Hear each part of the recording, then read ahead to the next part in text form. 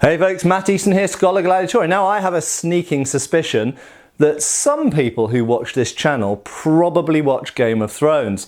So I'm going to make a Game of Thrones related video related to the latest episode, that is Season 8, Episode 2. If you have not seen it yet, if you do not want to be spoiled, I'm afraid you're going to have to turn off now and come back later, okay? So once again, this will contain information that relates to both Episode 1 and Episode 2 of Season 8, the final season of Game of Thrones. Right, if you're still here, I assume either you don't mind about being spoiled or you're already up to date with the show. Hopefully you're up to date with the show. I'm actually enjoying it a lot. I've watched Game of Thrones. I didn't actually start watching it from the beginning. I kind of probably came in when we were on about Season 3 and then I caught up quite quickly. But, you know, I enjoy it. It's a good TV show. I have, as you know, done videos talking about different fights and battles and other kinds of stuff in Game of Thrones. I will do more as we go through this season, although it's a fairly short season, but I do have other Game of Thrones videos in the planning. But this one is to specifically talk about Arya's spear. Okay, we're going to call it a spear. Now, there are obviously... some of you might think, well, is it a spear? Is it a glaive? It is a nagmaki. What the hell is that thing? It's made of dragonglass. And why are they casting dragonglass? Isn't dragonglass already melted? Like, isn't it like volcanic? It's obsidian, isn't it? I think in the books they actually call it obsidian. And so why are they melting it? Anyway, strange. Let's not get into the sort of science of it. We also know they melted down Valyrian steel and recast it, and it still looked like Valyrian steel. It is not steel then. Please don't call it Valyrian steel. Because it's not steel. Well, let's call it Valyrian metal. But it's not steel because steel doesn't work like that. You can't cast it and then still have the pattern in it as if it was pattern welded or woots or something like that. Anyway, let's ignore the science of this and let's just assume that what they're using as dragonglass in the TV show is not obsidian. It's some other material that has some magical or physical properties that make it good for killing White Walkers. Now, a lot of you will have probably chuckled. Maybe you saw on our Facebook page, the Scholar Gladiatoria Facebook page, I put up a meme that someone made. I can't give credit to who made the original one because I don't actually know. This meme basically where Arya comes with a very crude drawing on an unusually large piece of paper or parchment, drawn very crudely, gives it to Gendry and is like, can you make that for me? And he's like, yeah, okay, and then walks off. There must be some form of telepathy involved there. I don't know how he looked at that picture and understood exactly what he was supposed to make. Anyway, but the actual weapon, which we've seen in Episode 2, she's actually been given, is a double-ended short spear.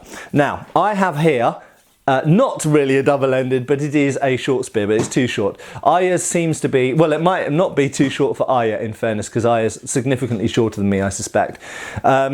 So the weapon that she has appears to be about the same height as her, and appears to have dragonglass, I was going to say obsidian there, but we've dragonglass main spearhead and some kind of dragonglass end at the other end as well. I think it's got a spearhead on both ends. Now, is this a good weapon for fighting White Walkers?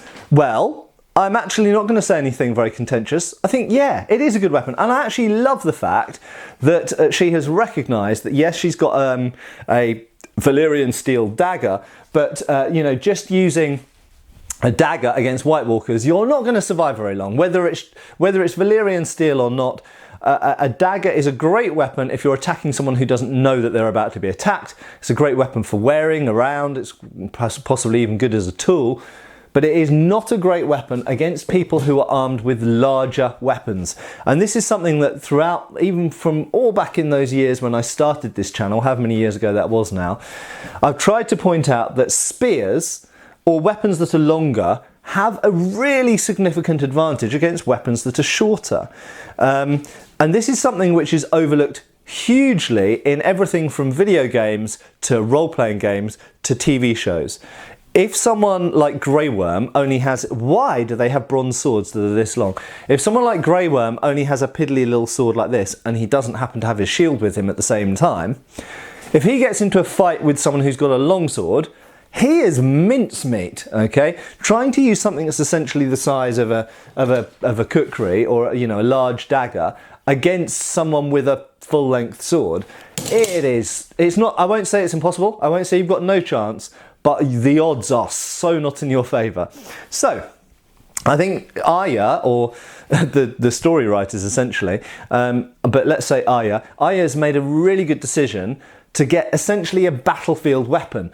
And that's something that she didn't have, because what she had was a dagger, which is Valyrian steel, it's very nice, and she had a castle made, in other words, just good quality steel, essentially small sword. Now, a small sword is, I suspect, I might be wrong, I suspect is going to be practically useless against White Walkers. White Walkers are, I won't say exactly zombies, but they're very close to zombies, aren't they? So you need to hit them with dragonglass or Valyrian steel, or chop them into bits so essentially they can't keep trying to fight. Or maybe flame them or sink them. These are the ways you've got to destroy them. And you can't really do any of those things with needle. Needle's a useless weapon against White Walkers. It might be good against ruffians, or other children who are trying to, abuse you, but it's not good against White Walkers. So she needs a battlefield weapon with reach and that can wound White Walkers in the way that they need to be wounded to stop them fighting. So yes, absolutely, she's gone for dragonglass. Good choice. Obviously, Valyrian steel would have been better because it probably doesn't break as well. In fact, it doesn't break, but I imagine dragonglass can shatter and snap and stuff like that. So there's problems with using it mechanically.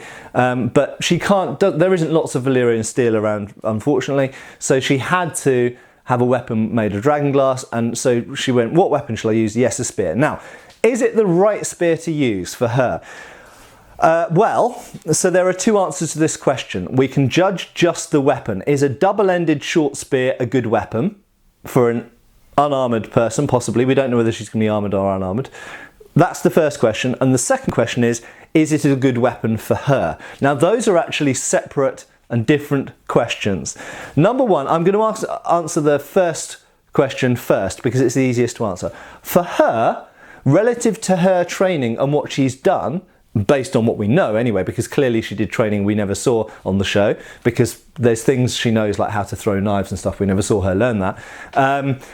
Yes, it's the right weapon for her. Why? Because she underwent months and months of training with a quarterstaff. Now, a quarterstaff, as we saw, was a stick, or at least as it was shown in the show, a stick of about her height. So what she's done is she's essentially replicated that weapon. Do you remember all that time that she was doing all the training when she was blind and having to learn all the moves and the hits and everything while fighting blind, and then eventually she got her sight back and she was still using the same weapon.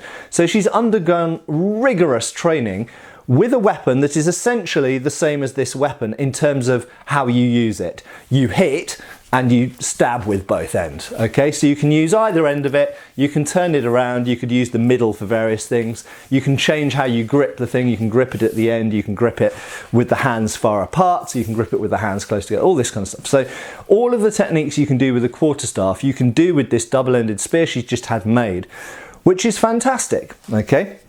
So yes, absolutely, the writers of the show, or Arya, chose the right weapon for her. It's a battlefield-sized and powered weapon that will give her a decent reach advantage against other people with pole weapons and swords and things like this. It's got a fair length to it. And remember, even though it's only the same height as her, with those kind of weapons, you can what's called slip the hand. So you can slide it out and you can hit people from very far away.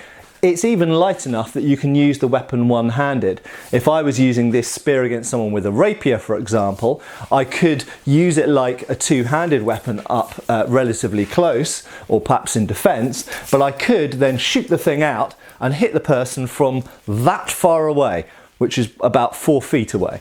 So you've actually got as much reach as a very long sword, just simply with a simple spear. So yeah, she absolutely chose the right weapon for herself based on her training, her stature, her size, blah, blah, blah.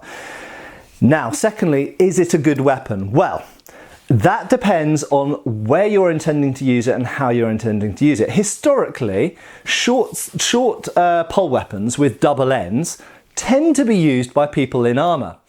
And the reason for that is if you're not wearing armour, you generally speaking want a weapon which keeps the opponent at further reach, at further range. So if you're unarmoured, you generally choose a long spear or a long sword or whatever, you know, but usually it's a long polearm. So a glaive, a bill, a halberd. You think of these sorts of weapons that guards often stand outside doors with, and they're usually very long. And the reason for that is because they can keep enemy at bay. They can be used in formations against horses, and you can defeat cavalry with them. But if people come at you with swords, well, you can be stabbing and hitting them when the people with swords can't even reach you. So it's a very advantageous weapon, be it a partisan, a guisarme, a fauchard, a bill, you know, glaive, any of these sorts of pole weapons. So theoretically, I would say, well, no, why did she choose a short spear? Because she's probably, we don't know, but we think she's not going to be fighting in full armour. Why didn't she choose a longer spear? But I have a theory about that, and this is not a spoiler because I don't know whether I'm right or not yet. I suspect that she is not going to be fighting in the battle. She is going to be fighting in Winterfell. In other words, she's going to be fighting indoors, or at least in slightly confined spaces such as crypts. Now, I've been reading some of the gossip things, discussion threads that I suspect some of you have as well.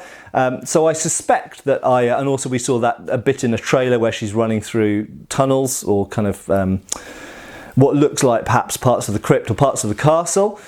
So if she's fighting indoors, what she's done is she's actually chosen the perfect weapon, because she's chosen a pole weapon that gives you all of the advantages of a pole weapon, plus it's similar to the sort of weapon she trained with.